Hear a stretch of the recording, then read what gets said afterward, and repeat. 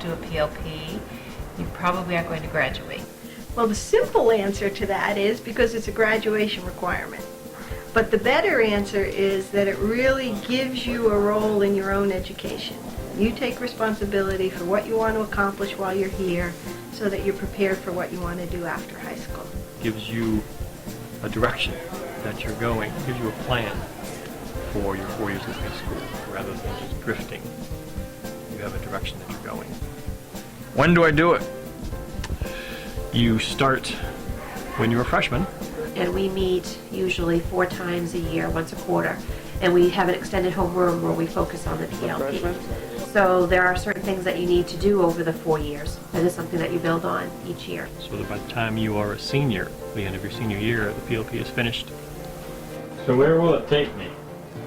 Your PLP will take you as far as you want it to take you. Hopefully it will take you wherever you want to go. That's the idea. Get your own personal plan. We'll get you through graduation. We'll get you out of high school, and then you'll have a better idea of where you've been and where you plan to go. So this PLP could be something that could be added to. You could put work that you've done in classes, you can put certificates. So it could actually be a portfolio that you can use later on when you're looking for colleges or looking at careers. There are a number of things that do stand out in a transcript.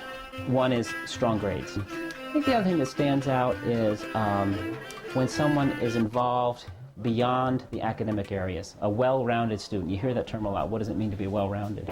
And a student who has become involved in the community. One thing that gets frustrating is we see some really great students. You know, they're really sharp and bright and they have great intellect, but they don't do anything in school. What doesn't stand out is someone who's so involved. They're involved in every club in high school, and they're doing everything you can possibly imagine except study. I really pay attention to attendance records. Not only the courses taken and the level, but our students attending school, and that's really important. You know, I've seen transcripts just last week, I think actually one from this school, where a student was absent or tardy over 20 times freshman year, sophomore year, junior year, and then suddenly senior year, student wakes up and only absent or tardy 5 or 6 times, which is still not great. If they're totally sure they don't want to go to college after, I would say even there they should not cut short on courses, because even if you think you're not going to go on, unfortunately what happens is students decide later on, maybe when they're 22, that they're sick of working 4 years at Walmart and earning $8.90 an hour plus a bonus for working holidays.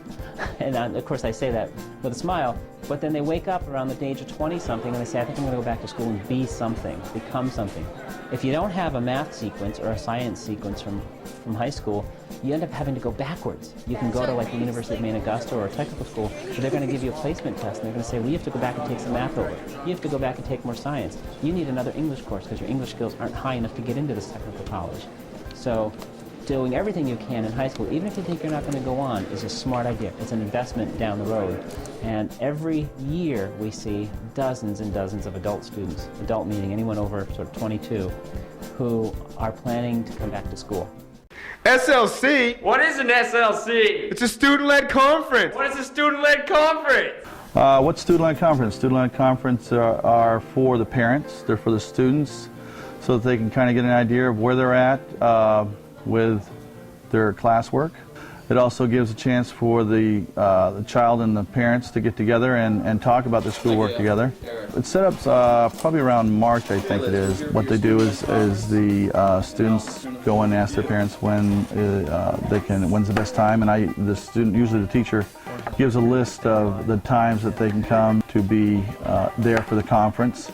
And then when the parent decides what time is best for them, they give the advisor a call, or they send it back with a note to the advisor through the student, and they set up the time that they can be there. And usually they either have a whole day that they set aside, or it's after school if they arrange to do it after school.